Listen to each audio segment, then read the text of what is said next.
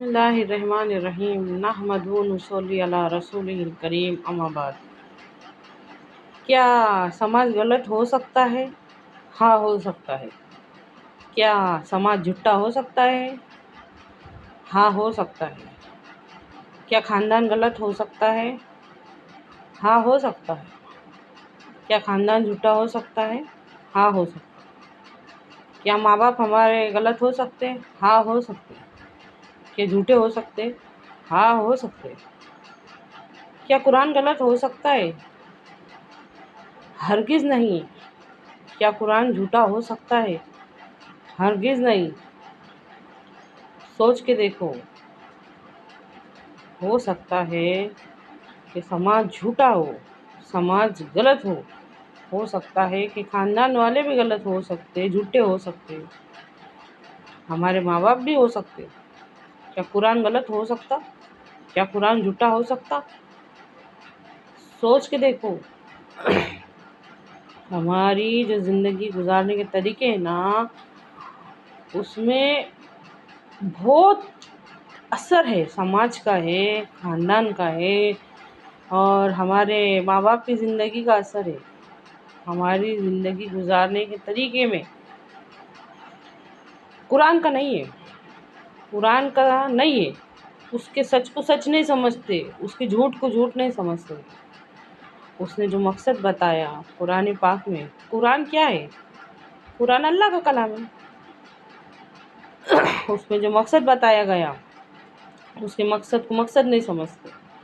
اس میں جو منزل بتائی گئی، اس کی منزل کو منزل نہیں سمجھتے۔ اس میں جو کہا گیا کہ دوست ہے، اس کے دوست کو دوست نہیں سمجھتے۔ جو دشمن ہے، اس کے دشمن کو دشمن نہیں سمجھتے۔ اچھی طرح سے سمجھیے اس بات کو۔ جھوٹا کون ہو سکتا؟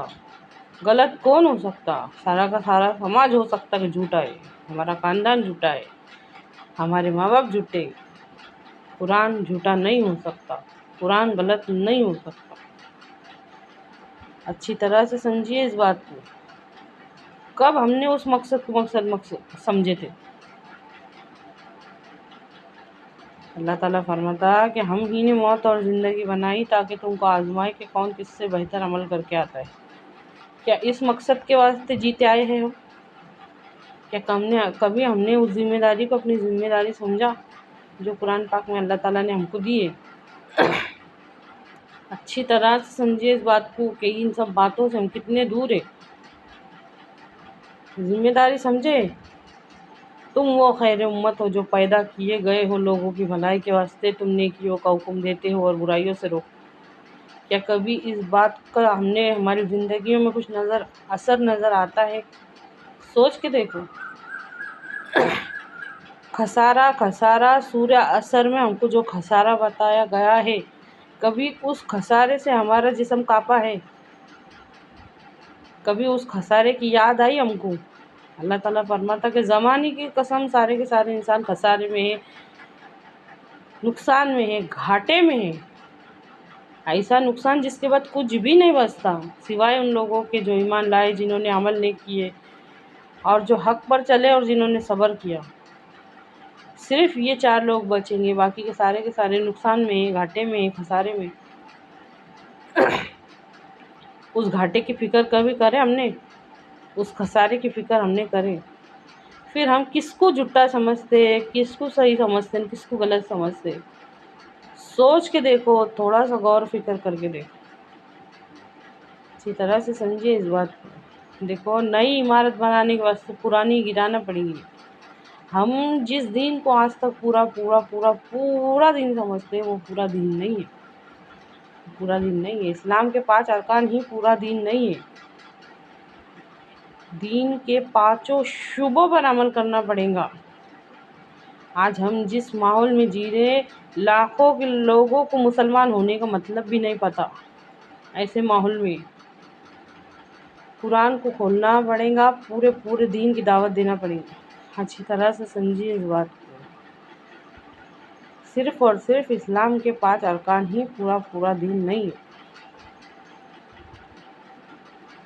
اس میں سب کچھ نہیں آتا۔ ایک خانقاہی ماحول پیدا ہوتا، ایک خود غرضی والا ماحول پیدا ہوتا، کہ اپنی اپنی خانقاہوں میں بیٹھو، اپنی اپنی عبادت کرو، دوسروں کا دیکھنے کی ضرورت نہیں ہے۔